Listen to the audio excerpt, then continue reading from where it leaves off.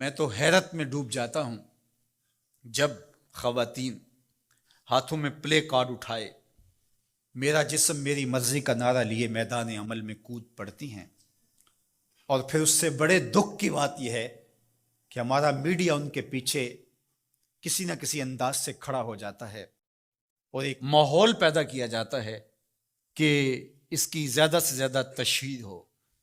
میرا معاشرہ، میرا دین، میری مشرقی روایات، میرا کلچر، میرا تمدن، میری تہذیب اس کی حمایت نہیں کرتا۔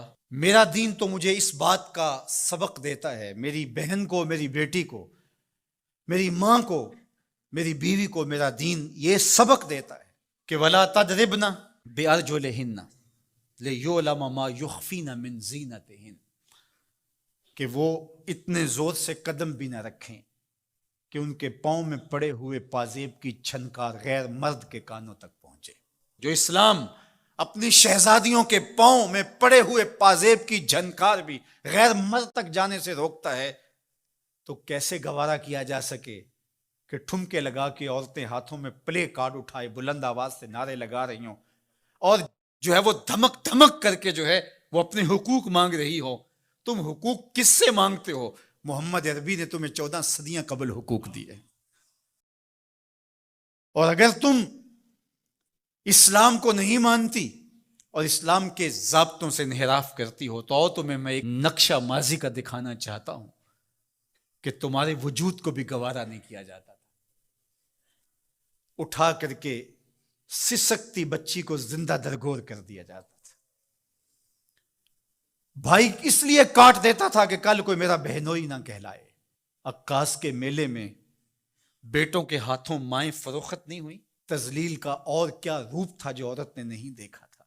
یہ تو اسلام کا فیض ہے کہ اسلام نے ماں کا روپ دیا، اسلام نے عورت کو بہن کا روپ دیا، عزتوں کی مسند پہ بٹھایا، بیٹیاں زندہ درگور ہو رہی تھی، میرے حضور نے کہا میری فاطمہ میرے جگر کا ٹکڑا۔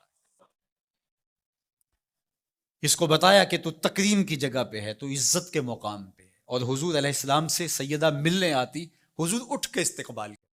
عورت کہتی ہے مجھے حق نہیں دیا گیا جتنے حق تجھے دیے گئے۔ مرد کو وراثت میں ایک حق دیا گیا، عورت کو 2 حق دیے گئے۔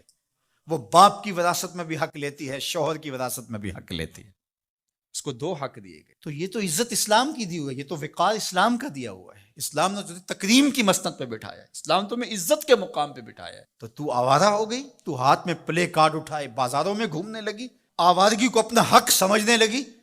یہ تو نقص تھا، یہ تو جاہلیت کے زمانے کی عورتوں کا مزاج تھا۔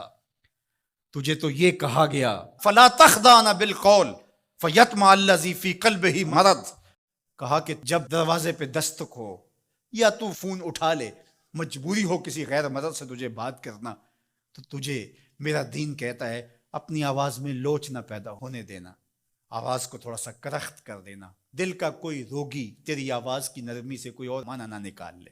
تو اتنی پاک اور پردے دار ہے کہ تیرے بارے میں خیال بھی پاک رہنے چاہیے۔ تجھے دیکھ کے مرد کو ادب سے نظریں جھکانے کا حکم دیا گیا ہے۔ نگاہیں نیچی کر لو، محمد کی شہزادی آ رہی ہے۔ نگاہیں نیچی کر لو، فاطمہ کی بیٹی آ رہی ہے۔ نگاہیں نیچی کر لو، عائشہ کی بیٹی آ رہی ہے۔ تو عزت کے مقام پہ بٹھائی گئی، تو کس نے تجھے آوارہ کر دیا؟ کس نے تجھے بدچلن کر دیا؟ چند ٹگوں پہ، چند ملکوں کے سرمائے پہ، اور چند آوارہ عورتوں کے کہنے پہ جو مغرب کی وظیفہ خور ہیں اور جو نہ نظریہ پاکستان کو مانتی ہیں اور نہ ہی نظریہ اسلام کو مانتی ہیں، ان کے کہنے پہ تو ان کے ساتھ جا کے کھڑی ہو گئی۔ پلٹا واپس، تیری راہیں تیرا دین دیکھ رہا ہے۔ یہ 4 دن کی زندگی ہے، یہ بکھر کے ٹوٹ جانے والی سانسیں ہیں۔ آ جا، تیرا دین انتظار کر رہا ہے، تیری نسلیں تیرا انتظار کر رہی ہیں۔ بطول باش و پنہا شو ازیں اثر کہ در آغوش شبیر بگیری۔ اقبال نے کہا بہن بطول بن جا اور زمانے کی نگاہوں سے پوشیدہ ہو جا، پھر تیری آغوش میں بھی حسین کے جانشین پیدا ہوں گے۔ تو مغرب کی ٹینو نہیں ہے، تو محمد کی بیٹی ہے، اور تیرا پردہ تیرے لیے بوجھ نہیں ہے، تیرے پردے کی ایک سلوٹ تیری آبرو کا پیرا ہے۔ تیرا برقع تیری عظمتوں کا نشان ہے۔ جب تو برقعے میں سمٹ کر، جب تو شرعی پردے کے ساتھ ڈھیلا لباس پہن کے گھر سے کسی کام سے مجبوراً نکلتی ہے تو فرشتے بھی ادب سے سر جھکا لیتے.